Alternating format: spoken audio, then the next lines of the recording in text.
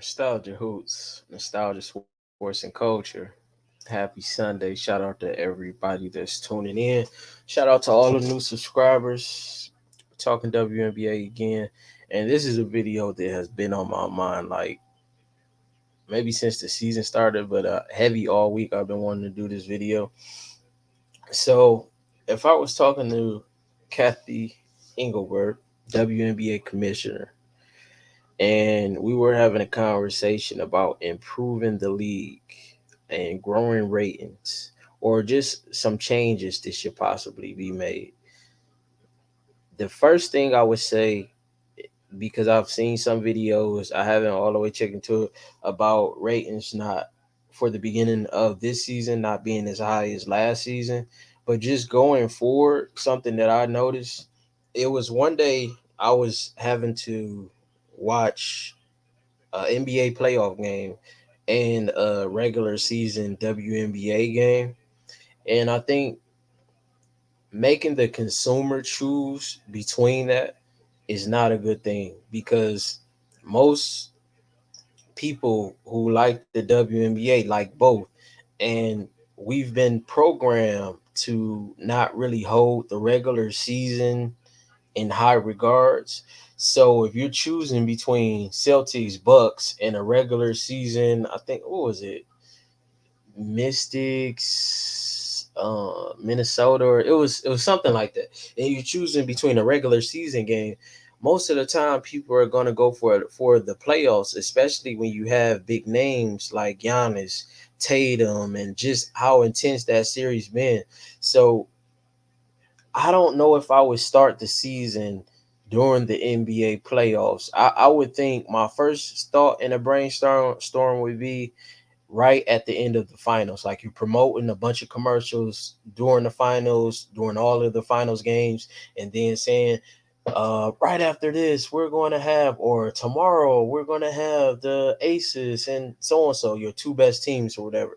Or my other thing was if you, because of scheduling or whatever, but I'm saying I would rather go deeper into, I guess, intermingling with NFL season because you have younger fans, especially that are either just basketball fan, they're only into basketball. You have some fans that's just into football. So, but even if you're going into NFL time, you'll get those NBA and WNBA fans this tapped in, the ones that are deeper into it or just casually caught some of the commercials during the finals or during the year or some of the other marketing things I'm going to say later on. So I would rather go against NFL because my target market would be more so the youth because older people are already gone and set and have their perspective on whatever the ones just tuned in is tuned in. But I will be more focused on bringing the youth in, and a lot of the youth are either strictly football, strictly basketball, strictly whatever they're into, they're just into that. So I wouldn't be worried about that. My thing would just be making it convenient for the basketball fans to not have to pick between NBA playoff and early season WNBA game. Let's respect them, respect their love for the sport, whether it's men's or women's, to have a space for this and a space for that. And my other option would be, if you're not going to start right after the finals, my other option would be to have it on the days like you could start second round where you start having games and then no game. Because in those days where there's no games, it's like, dang, I just been watching basketball all year. Now I got a day of no basketball. Well, you got the WNBA that you could tap on to still kind of get that fix. You still in basketball mode, you still want that fix, and you have a WNBA game to tap on. So I would kind of use that to my advantage, work in collaboration with the NBA to schedule my games on the days during the second, third, and finals where there isn't any NBA games, because I think you'll be more prone to have all type of young and old fans tap in just because you're just so addicted, and that's your thing, basketball, and just some basketball is better than no basketball, even if they aren't a fan of the WNBA. Sometimes just some basketball would do. So that would be my first thing. And a lot of this is off the head. I might have a part two, part three as different ideas come on. This is just stuff that I'm thinking about right now. My second thing I would say I would change is strength and conditioning. I don't think all of these players are the most fit. It's not like that they're out of shape, but I know in all sports, a lot of people just play their way in shape. And when you have different biological advantages, sometimes that you can get away with that. But when you don't have testosterone and stuff like that, you might not jump as high, you might not be as naturally fast. You need to maximize the gym. I'll need to see some definition in the arms, legs. I want to see just whatever peak your body can go to. I'm not saying you got to go to bodybuilder form, but the same way you see male boxers work out and stuff like that, to where they're getting cut, but they're not necessarily big, but they're built to go a long time. They're built to maximize speed. You know, the smaller guys, 147 like Floyd type weight. I would like to see a uptick in conditioning. I think if you uptick the conditioning, you'll have more players possibly dunking. But if nothing else, you'll get more explosiveness and more speed, more up and down, which leads to higher scores, just more motor. And I think the game and what we are accustomed to now, from seeing how quick the NBA has become, that's what the fans want. They want a faster game. So make sure all the players are as fit as possible. It would not be an option. It would be a certain time of week until the league got to a certain point in the contract, would be certain days required, like PT for the military, for strength and conditioning to maximize. And don't make it light, because it's a separation between gender and all. Really push them to get in peak shape, and I think we'll get a better product. And the other thing would be development on the lower levels. Looking at, I don't think all of the best athletes are in the WNBA. I think there might be more athletic athletes in other arenas, like in the NBA, in the NFL, and all that. You're gonna get the most peak of the peak of the peak as far as athleticism, builds, and all that, because of the pay. The WNBA pay, these people can go become doctors. You got women that are very athletic, just stripping. You have track that gets a lot of attention now, especially with what's the girl name from Texas? Y'all know who I'm talking about. So they might be in volleyball. You see them get a lot more attention. So I would be sending people, or development, my youth development teams, recruiting different track stars, recruiting at a young age, so they can still run the track and do all that. But I want them also in basketball. I want the volleyball stars also in basketball, just to heighten the probability that you're getting some, or at least at some level getting to see some of the most athletic women possible. Because I don't think all of the most athletic, or even half of all of the most athletic women, are in women's basketball right now. I just don't believe that. Oh, even gymnastics, I think they're in there too. So I would be trying to make a lot of the, or do what I can to get a lot of these younger women that's in track, gymnastic, volleyball. Just try to develop them young and push them towards the WNBA. Let them know, the sport is growing. There's more money coming into it, and this is becoming a more pro push for women all around. And they just have to see the future vision of what's coming. My other thing would be, it's a women's league, so let's really push towards the kids.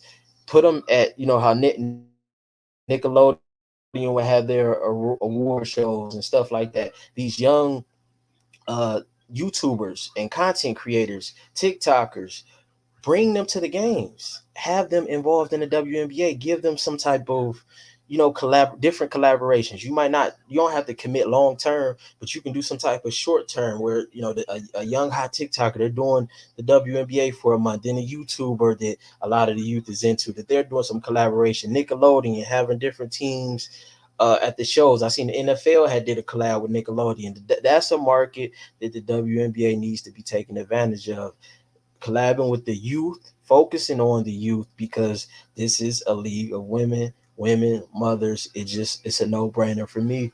My other thing would be All Star Game.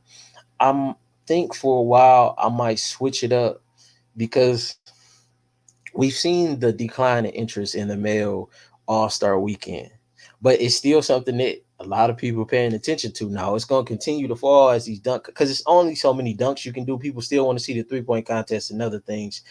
Instead of just sending one woman to be in a celebrity game, I would stop that. I would have maybe my All Star Weekend collab with the NBA. And it'll be late and all that, but I think just for marketing purposes, and maybe instead of the NBA having a dunk contest or just adding something on, you have your WNBA versus World game. Then because you're getting to more eyes, and when they seeing you play it, like what it doesn't do the WNBA justice. Just watching the WNBA one player on a celebrity team or something like that, they're not comfortable.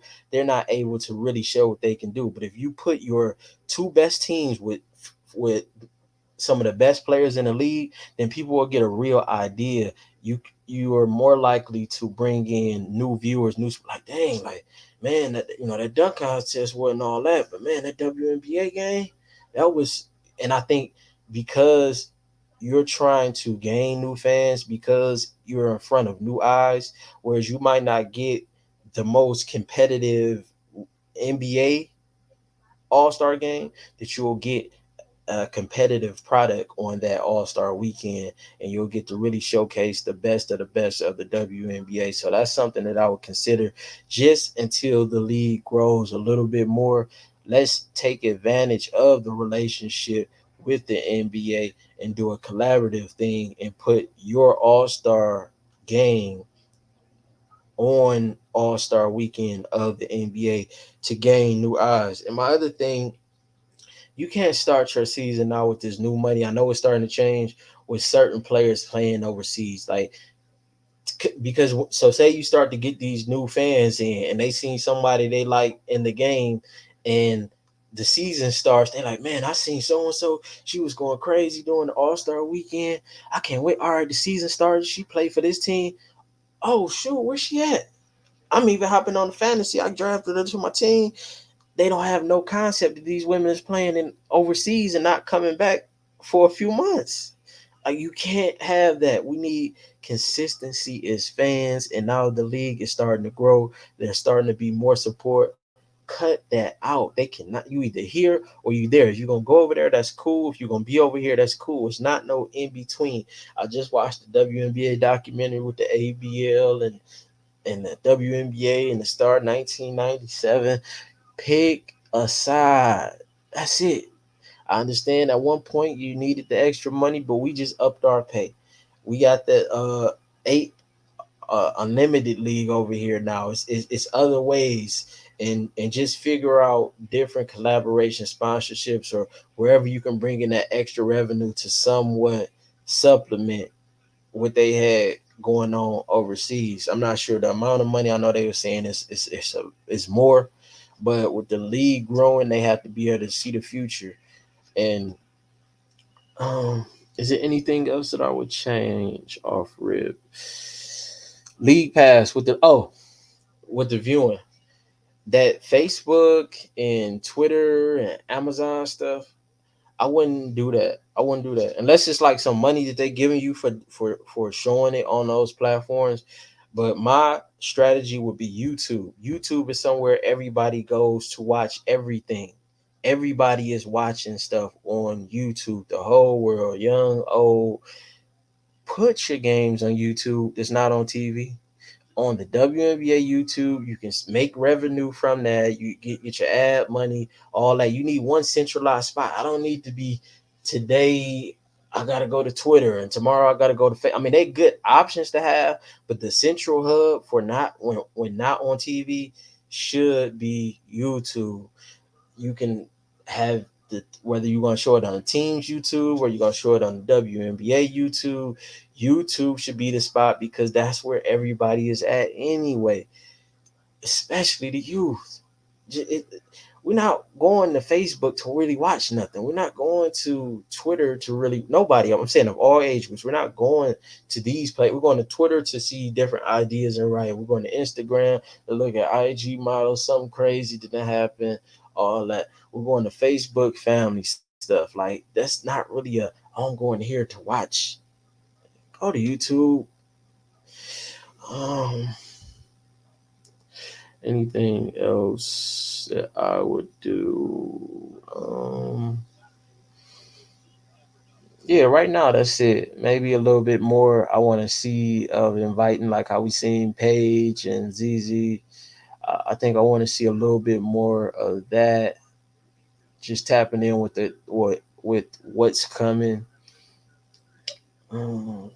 Yeah, but that's really it right now. I'll probably have a part two with more ideas, but those are just the ones that stand out to me the most. In the making players ambassadors like Drake, or whether they get a piece of the team. Like I said, you bring back the Rockers and you tap in with LeBron, and you bring back, and you give Toronto a team and you tap in with Drake, and that's bringing different fan bases. They have a clean background. They have big support, big fan bases who go to the brink with arguments for them.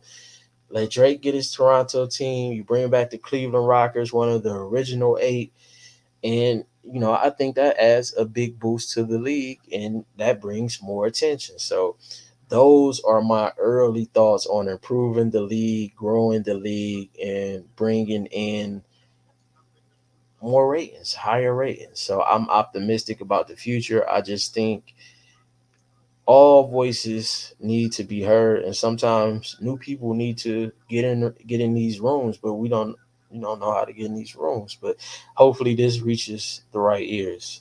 Shout out to Cathy Engelbert. Well wishes for the WNBA. Like, share, subscribe. Let me know in the comments what you think the WNBA needs to grow and grow ratings. Like, share, subscribe. I'm out.